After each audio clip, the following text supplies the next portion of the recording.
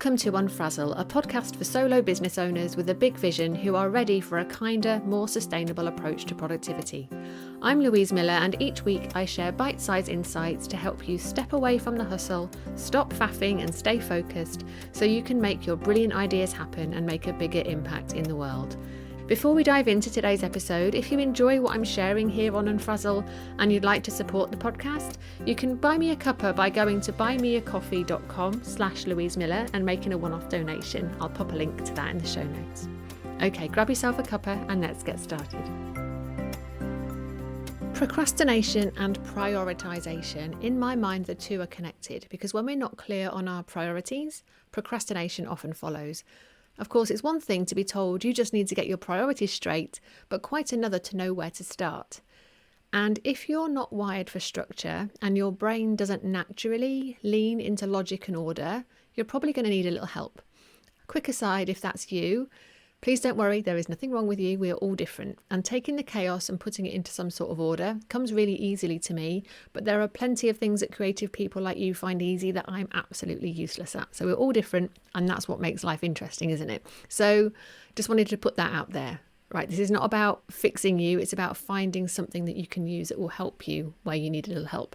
So back to procrastination for a second. Sometimes procrastination can be a good thing, right? It can give an idea room to breathe and to percolate. And sometimes that can be helpful.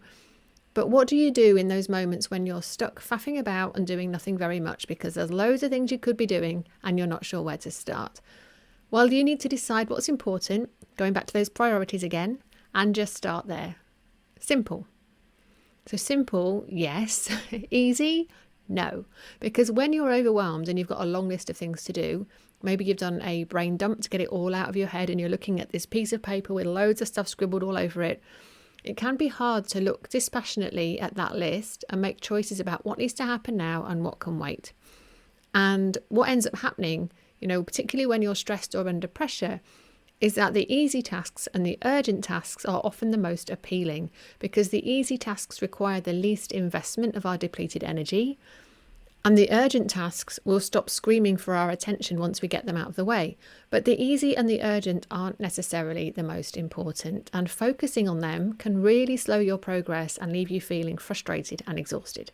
So what you need is a foolproof, easy peasy way of figuring out what is most important. So today I'm doing something that I don't usually do and sharing a tool that will help you to do just that.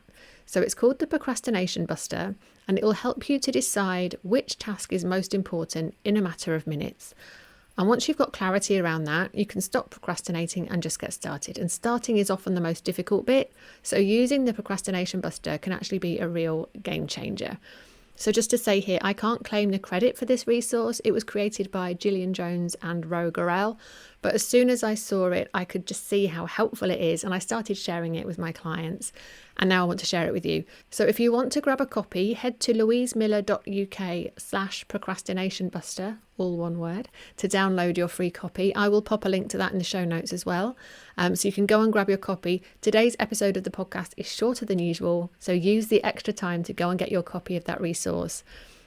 And whether you use this tool every day to keep you on track or save it for emergencies, or as one of my mentoring clients once put it, for when there's a fire and you need a hose, once you're clear on what's most important, you can stop wasting time on the things that aren't. And the result of all of that is less faffing, more progress, less stress, and more ease. And as always, I hope that this helps, and I look forward to seeing you again soon. Thank you for listening to Unfrazzle. If you enjoyed this episode, please share it with a friend who needs a dose of calm productivity in their life. And I'd love it if you could leave me a rating and a review, as that will help more people discover this podcast. If you'd like to hear more from me to help you stop faffing and take back control of your time, you'll find a link to join my mailing list in the show notes, and I would really love for you to join us. So thanks so much for your support, and I look forward to seeing you next time.